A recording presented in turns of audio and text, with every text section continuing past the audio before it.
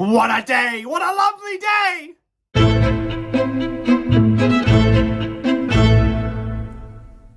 Hello, my fellow page turners, and welcome back to the channel. I'm Matthew, the man with a hat who reads, and this is Blood, Sweat, and Chrome, the wild and true story of Mad Max Fury Road by Kyle Buchanan. So, when I picked this up and seen it was an oral history about the making of Mad Max Fury Road, my immediate thought was, I'm going to love this. After all, the movie, Mad Max Fury Road, is one of my all-time favorite movies. It is a phenomenal action film. If you haven't seen it, I don't know what you're waiting for. See it. But yeah, I was very excited to pick up this book. So excited that I actually broke my TBR last month to start it since it was the anniversary of the movie's release. I loved it. It's about all I can say. I loved it. The movie is such a hallmark of the action genre. And reading this behind the scenes making of, oral history of it from all the people who were there, it's just so interesting. It's so interesting.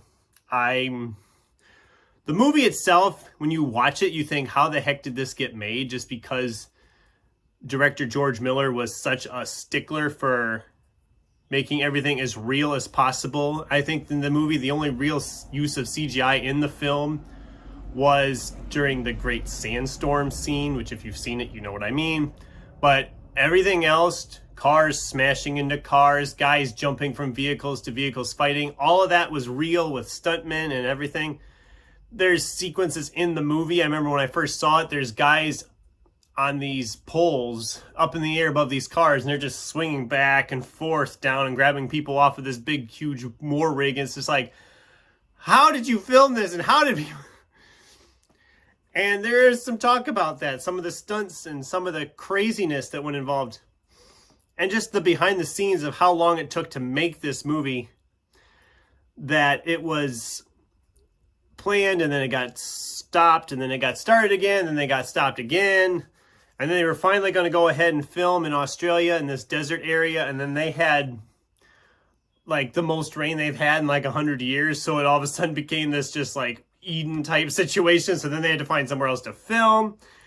And the studio executives meddling with it because they didn't think it was going to be anything except a huge bomb and just... But it was so interesting. And that was me even for the attitude of the studios. When the movie was first being announced, I thought, at the time I had not seen any Mad Max films. And I thought, okay, we're getting a sequel to a franchise that was big in the 80s, 20 years ago at this point, 30 years almost at that point. Does anybody even care about this?